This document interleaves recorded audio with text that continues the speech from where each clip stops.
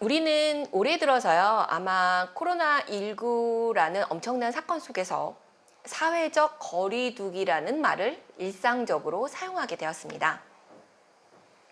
사회적 거리두기를 하자라는 플랜카드가 걸린 것을요, 제가 아마 3월 22일인가 3월 23일인가 그때 제가 운전하고 있었는데 그걸 보게 된 거예요. 플랜카드를 보게 된 거예요. 근데 그게 너무 신기해가지고요. 신호등에 차가 이제 멈췄을 때, 걸려가지고 차가 멈췄을 때요, 제가 운전하다 말고 그거를 사진을 찍었어요.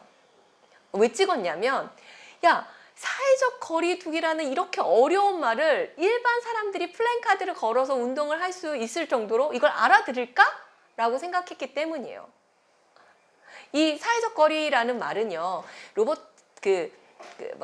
미국의 사회학자 로버트 파크라는 사람이요, 제창한 개념이거든요. 이 공간이라는 곳에서 두 지점 간의 사실 관계를 나타내는 거리의 개념을요, 친밀감이나 적대감, 이런 등등의 인간의 감정을 거기다가 이제 그 공간에다가 도입해가지고 친근성의 정도를 나타내기 위해서 사실 처음 사용된 그 개념이에요. 그런데 이게 이제 인류학자 에드워드 홀이라는 사람이 공간이 대인관계에 미치는 영향 연구를 시작을 하면서 눈에는 보이지 않지만 개인의 공간을요, 공적인 공간, 그리고 사회적 공간, 개인적 공간, 친밀한 공간 이렇게 4개로 나눴어요. 그래서 개인한테 3.6m 이상의 이렇게 거리가 멀어지면 공적인 공간이라고 분류를 하면서 내가 상대를 바라볼 수는 있지만 신체 접촉은 할 수 없는 공간의 거리로 예를 들면 강연장이나 그 공연에서요, 관객과의 거리라고 예시를 했었어요. 그리고 사회적 거리는요, 1.2m에서 3.6m 사이의 공간으로서요, 우리가 사실 지난 한 달 이상을 사회적 거리를 두라는 정부 지침을 따르고 있잖아요. 이 2m 이상을 두라라고 이제 사회적 거리를 두라라고 이제 계속 얘기를 했는데, 이거는 원래 이제 수업 중인 교실이나요, 교실에서요, 교사하고 학생이 유지되는 공간을 얘기를 하거나 아니면 우리가 보통 버스나 지하철 같은 그 공간에서요, 내가 다른 사람, 모르는 다른 사람과의 이렇게 사람과 내가 유지하려고, 내가 그 사람과 그만큼 떨어지려고 애써지는 거리가 이 사실 사회적 거리거든요.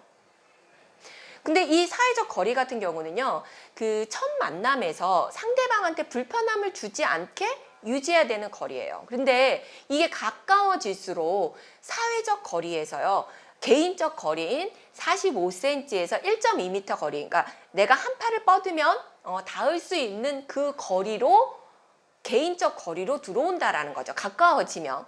그리고 더 가까워지면 아주 매우 친밀해지는 연인이나 그리고 가족, 그리고 아주 가까운 사람의 거리인 친밀의 거리로, 친밀의 공간으로 들어오는 거리가 이 지금 45cm 이내의 거리인 거죠.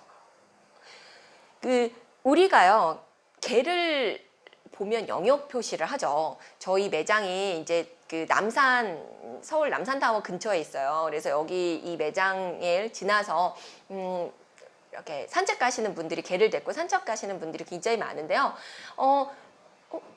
잠깐 머물러서 음료를 사러 들어오려고 이렇게 개를 바깥에다가 놓고 계실 때 보면 개도요, 자기 앞에 있는 영역 표시를 하더라고요. 어떤 개든지 간에, 조그만 개든 큰 개든.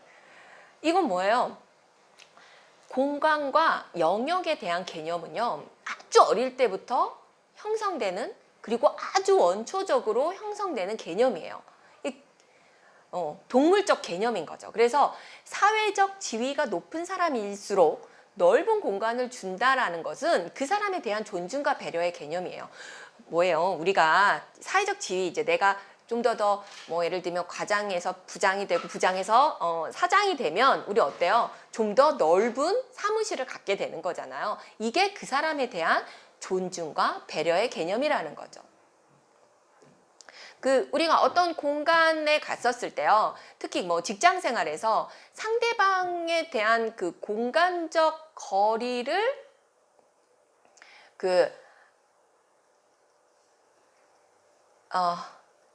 상대방에 대한 공간적 거리를 침범하지 않는다는 거 있잖아요.